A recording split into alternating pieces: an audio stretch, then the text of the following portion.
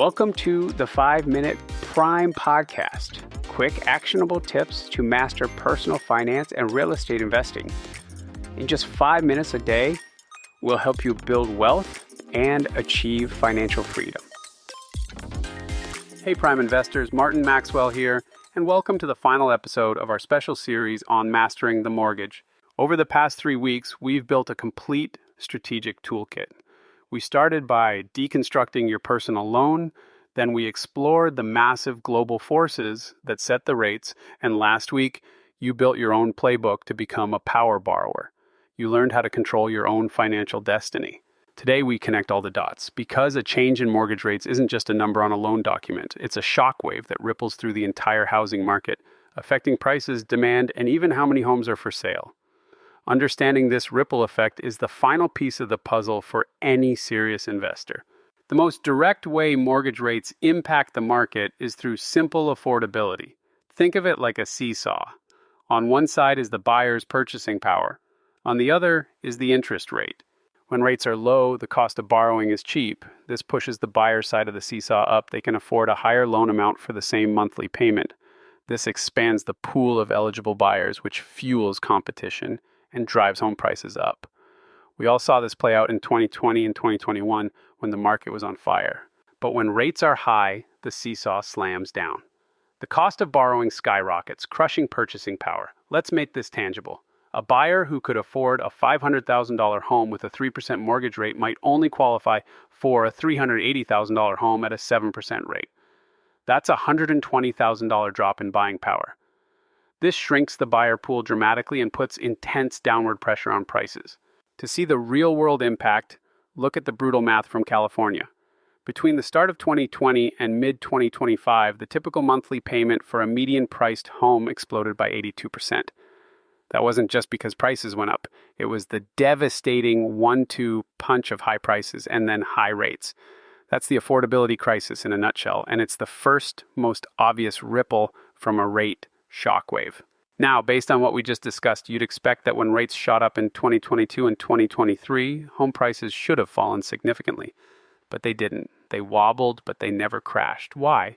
The answer is the single most important factor defining today's housing market: the mortgage rate lock-in effect. Here's the concept. Imagine you're a homeowner who refinanced in 2021 and now has a mortgage rate of 3%. Your life changes, maybe you have another kid or get a new job, and you'd normally move.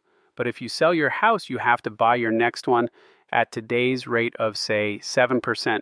That move would mean giving up your golden ticket low rate for a massively more expensive one. So you don't move. You are financially locked into your current home.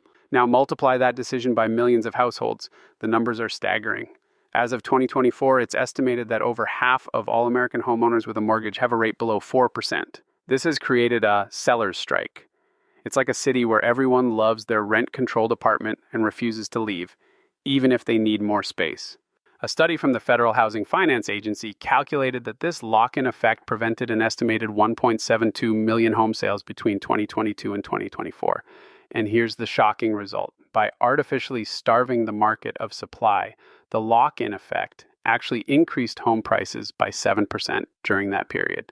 It completely broke the traditional economic rulebook. The downward pressure from crushed demand was more than canceled out by the upward pressure from a catastrophic lack of supply. This supply problem isn't just about existing homes. High interest rates also hit the supply of new homes. Builders are in a tough spot. First, their own financing costs to acquire land and materials go up with interest rates. The cost of capital for their projects becomes more expensive. Second, and more importantly, their pool of potential customers shrinks dramatically when rates are high. It's a double whammy of higher costs and weaker demand. As a result, many builders have pulled back on new projects, especially for single-family homes. They might offer incentives or buy down rates to move existing inventory, but they're very cautious about breaking ground on new developments. This further constricts the long-term housing supply, ensuring that even when demand cools, there's still not enough inventory to go around, which helps keep a floor under prices.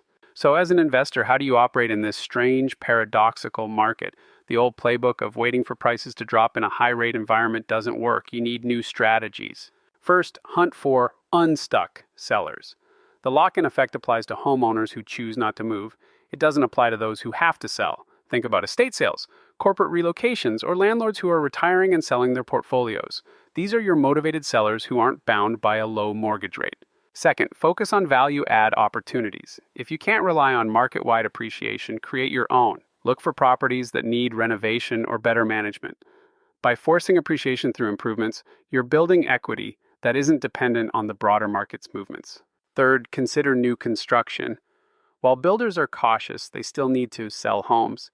In some markets, you can find builders offering significant incentives, rate buy-downs, or even price cuts on standing inventory that can make the numbers work, even at higher rates. The key is to be creative and look for opportunities where the lock-in effect has less influence.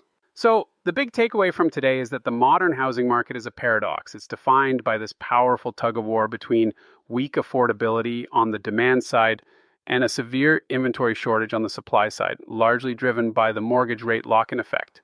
And that brings our entire series full circle. Let's recap the journey.